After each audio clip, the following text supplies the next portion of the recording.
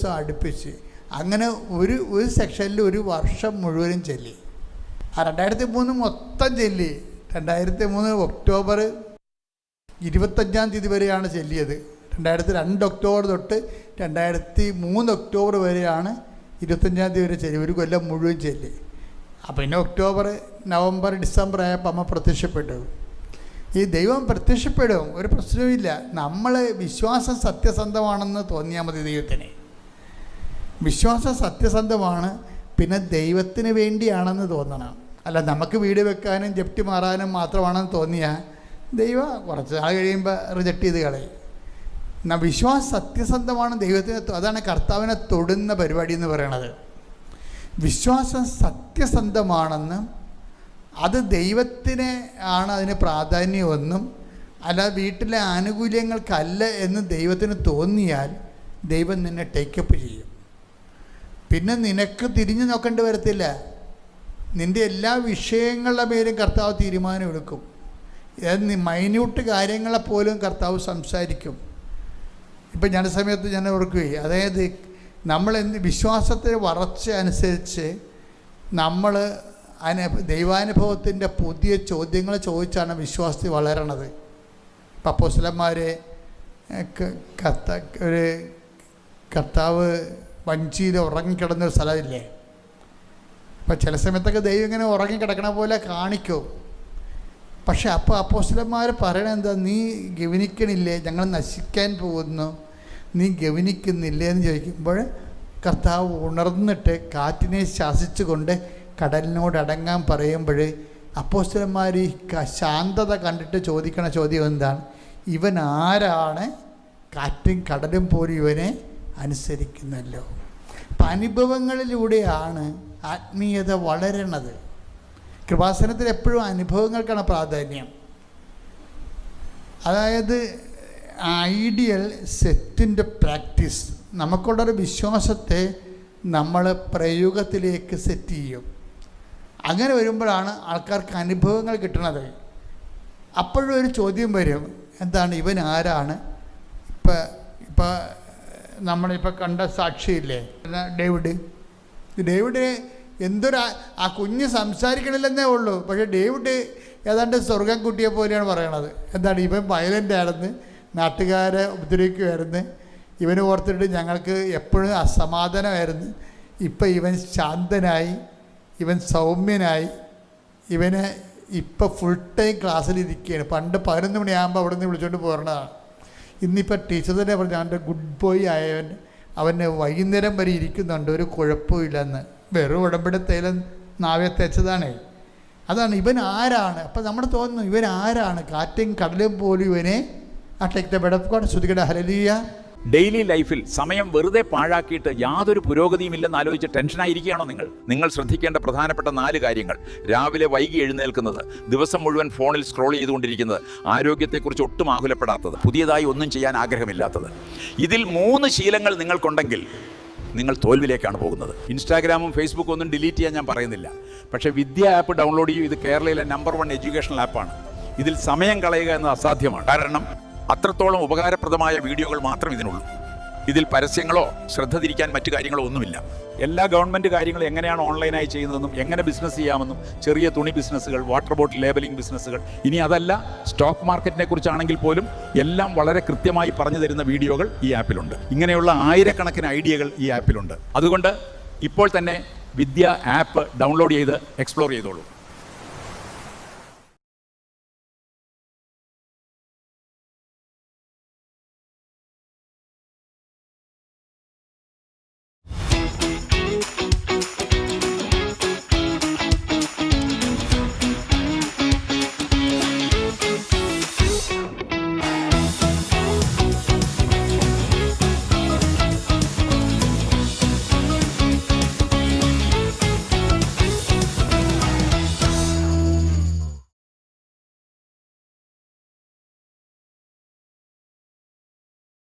Hallelujah hallelujah hallelujah hallelujah യേശുവേ നന്ദി. Hallelujah hallelujah hallelujah hallelujah hallelujah യേശുവേ സ്തുതി. ഹല്ലേലൂയ ഹല്ലേലൂയ അങ്ങേത്തോടെ സ്നേഹിച്ചിടാൻ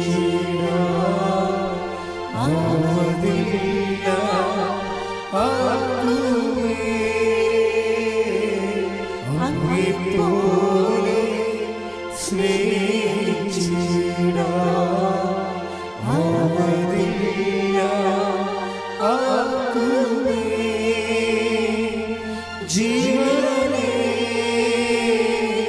സ്വന്തമേ അങ്ങേ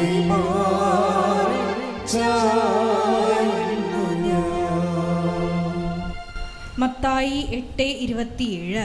മത്തായി 8:27. അവർ ആശ്ചര്യപ്പെട്ട് പറഞ്ഞു, ഇവൻ ആര്? കാറ്റും കടലും പോലും ഇവനെ അനുസരിക്കുന്നുവല്ലോ. അപ്പം ഇങ്ങനെ അടയാളങ്ങൾ കാണുമ്പോൾ നമ്മൾ എന്ത് ചെയ്യണം? ദൈവത്തെ അന്വേഷിച്ച് പോകണം. ദൈവത്തെ ഇവൻ ആരാണെന്ന് ചോദിക്കണം. എന്നിട്ട് കർത്താവിനെ കുറിച്ചുള്ള അറിവിൽ നമ്മൾ വളരണം.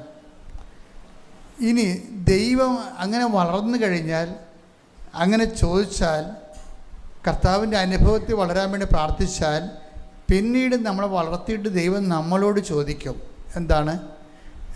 ഞാൻ ആരാണെന്നാണ് ജനങ്ങളെ പറയണത്. പിന്നെ ചോദിക്കണത് എന്താണ്? ഞാൻ ആരാണെന്നാണ് നിങ്ങൾ പറയുന്നത്. കണ്ട, ഓരോ ചോദ്യത്തിലൂടെയാണ് ദൈവത്തെക്കുറിച്ചുള്ള അറിവിൽ നമ്മൾ വളർന്ന് വരണത്. അപ്പം കഴിഞ്ഞ കൊല്ലം എന്തിനാണ് നിങ്ങളുടെ പ്രസംഗം കേൾക്കണത്? എന്തുകൊണ്ടാണ് നിങ്ങളുടെ പ്രബോധനം കേൾക്കണത്? അതായത് നമ്മളുടെ വയസ്സിനൊപ്പമെങ്കിലും നമുക്ക് അറിവ് വേണം ദൈവത്തെക്കുറിച്ച്.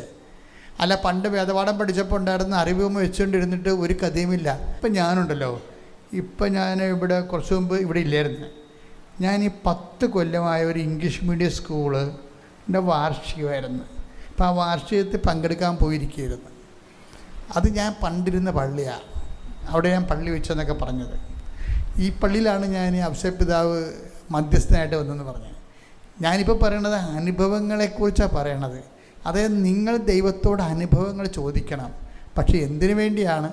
ദൈവത്തെ അറിയാനും ആ അറിഞ്ഞ അറിവിലെ ജീവിക്കാനും മറ്റുള്ളവർക്ക് ദൈവത്തെ പറഞ്ഞു കൊടുക്കാനും ആയിരിക്കണം. നിങ്ങൾ ദൈവത്തോട് ചോദിക്കണം. കാര്യം അപ്പോൾ അന്ന് ഞാൻ പള്ളി വെച്ച് കഴിഞ്ഞപ്പോഴുണ്ടല്ലോ, ഇപ്പം ഞങ്ങളുടെ ഇടവകയിൽ മഠവുമില്ല, ഒരു സ്ഥാപനവും ഇല്ല, സ്ഥാപനവുമില്ല, സ്കൂളൊന്നുമില്ല. അപ്പം ഞാൻ ഉടനെ എനിക്ക് പോകാനുള്ള സമയമായി. ഒരു കൊല്ലമേ ഉള്ളൂ എനിക്ക് അവിടുന്ന് പോകാൻ.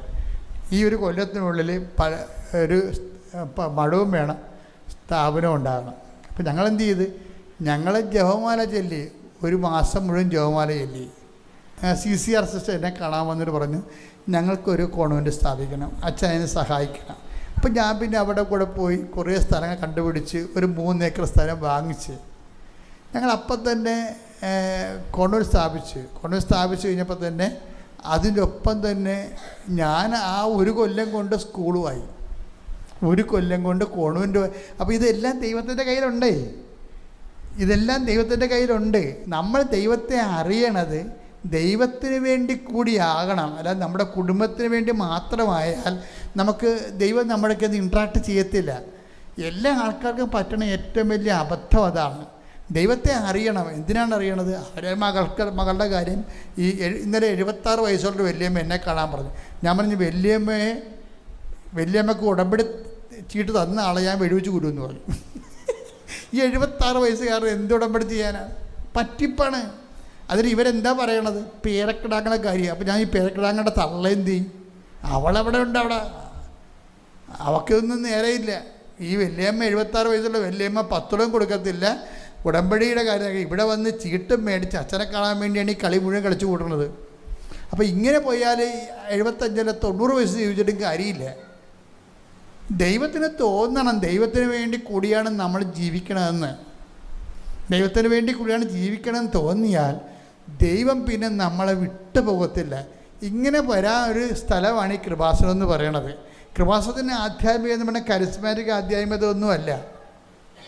ഇതിൻ്റെ ആധ്യാത്മികത എന്ന് പറയുന്നത് ടാഞ്ചിബിളായിട്ടുള്ള ദൈവത്തിന് വേണ്ടി ജീവിക്കാൻ ആഗ്രഹിക്കുന്ന ദൈവത്തിൻ്റെ പ്രേക്ഷിതരും മിഷണറിമാരായിട്ടുള്ളവരെ ട്രെയിൻ ചെയ്യുന്ന സ്ഥലമാണിത്.